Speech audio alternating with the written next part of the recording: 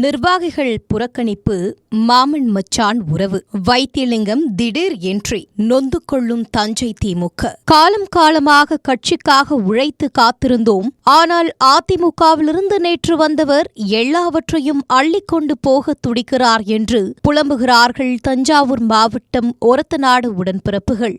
அதிமுக மாஜி அமைச்சர் வைத்தியலிங்கத்தின் வரவால்தான் இந்த புலம்பல்.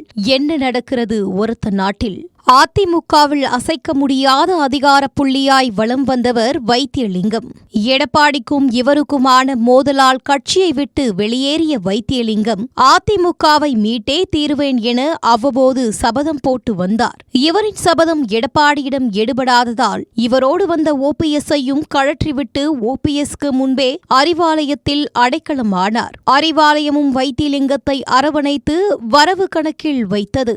அப்படி வந்த வைத்தியலிங்கம் வந்த வேகத்திலேயே தேர்தல் வேலையை தொடங்கியதில் பிரச்சினை இல்லை, அவரின் அணுகுமுறையில்தான் பிரச்சினை என புலம்புகிறார்கள் தஞ்சை மாவட்ட திமுகவினர். இதுகுறித்து திமுக புள்ளிகள் சிலரிடம் பேசினும் வைத்தியலிங்கம் கட்சியில் சேர்வதற்கு முன்பே மாசே துரைச்சந்திரசேகரனை அழைத்து பேசியிருக்கிறார் தலைவர் ஸ்டாலின். அப்போது துரைச்சந்திரசேகரன் வைத்தியலிங்கத்தால் கட்சிக்கு பலன் இல்லை, கட்சியால் தான் அவருக்கு பலன் இருந்தும் தலைவர் கூறுகிறீர்கள், மனதார வரவேற்கிறோம் என கூறிவிட்டு வந்திருக்கிறார். சாதாரணமாக கட்சியில் புதிதாய் சேரும் நபர்கள் கட்சி நிர்வாகிகளை சென்று சந்திப்பது நடைமுறை. ஆனால் வைத்தியலிங்கம் மாவட்ட செயலாளரான துரைச்சந்திரசேகரனையோ தஞ்சை நாடாளுமன்ற உறுப்பினரான முரசொலியோ சென்று சந்திக்கவில்லை.